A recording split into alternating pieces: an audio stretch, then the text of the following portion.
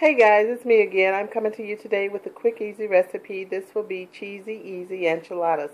And here's what you will need. All of this will be optional. You can put anything that you like in it, but here's my version. I'm using the Mexican style queso fresco, mozzarella, tortillas. I'm using the El Paso taco seasoning. You can use any brand that you like, or if you know how to make your own, you can use that as well. Ground beef that I've cooked off and drained, some black beans, or you can use the pinto beans, and some black olives. I don't know if you can get a good shot at that, but they're black olives already in the juice still yet, which I was drained, and sour cream. Again, these are optional, but this is my version, so let's get started. Okay guys, I just wanted to let you see that I added the old El Paso taco seasoning mix into the hamburger that was already cooked and drained. I added the whole entire pack. You can follow the directions per pound and the meat and all that. So I only did, I think it was 2 cups, maybe a cup and a half with the meat that I had. I didn't actually, here I go again. I didn't actually measure or weigh the meat out. I just put some in. So here's my recommendation. When you're doing something like this, you want to put the water just above the meat, and that should be enough to add the whole pack of seasoning. If you are afraid to add the whole pack of taco seasoning mix because it is salty, just use the half pack and put the water again above the meat. As it's cooking, as you see now, take a little bit out on a spoon and just taste it as I showed you before.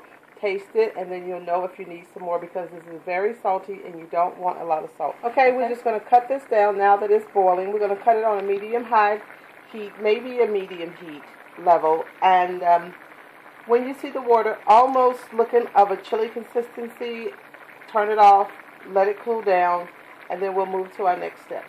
Okay, I am back. Now I have my beans or frijoles on the stove, and I'm just going to cook those for a second, and then I will begin to smash them to put in the enchiladas. And I'm just going to put roughly about a teaspoon of salt and black pepper in this. And you can put any other thing that you like to go into your beans. That's perfectly fine.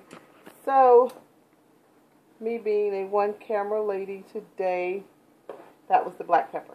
I will try to show you what I'm talking about, but I think you get the picture. Just kind of smash them and work them like that. And once they're done, or you got all the beans smashed, you want to let it cut it down on a low setting on your stove so they don't burn, because we will be getting everything else ready. So I'm just going to smash those just like that until everything is blended in well. So I'll be back. Okay, just wanted to let you see what they look like. I've done and finished my smashing process of the frijoles or beans. And as you saw earlier, I added salt and pepper to it. And we're just going to let this simmer for a second on low, because like I said, you do not want them to burn. And we are going to move to the next step of placing the tortillas in a little bit of oil just to make them pliable, so we can roll them up and put everything on it, and we'll pop these in the oven. So I'm going to show you that process now. Okay, I just placed a little bit of oil in the pan. You don't need much. But if you are cooking for a larger crowd than I am, you may need to put some more oil in it.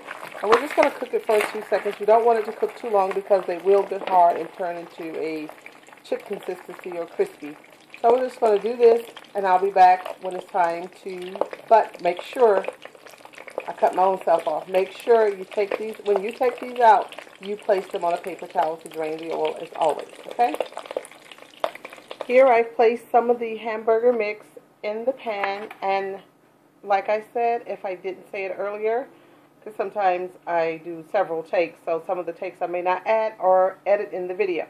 So I just wanted to see the pan is already laid for the enchiladas, or for us to make the enchiladas. So let's get started with the next step. Here I added my hamburger, refried beans, and some of the queso fresco. I'm just going to roll these up and place them in the pan till we're all done.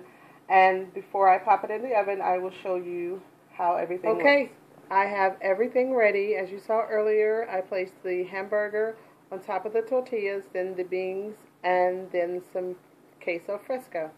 And I roll them up as you see here, and I place my mozzarella cheese on top, and I put the olives on top of the cheese.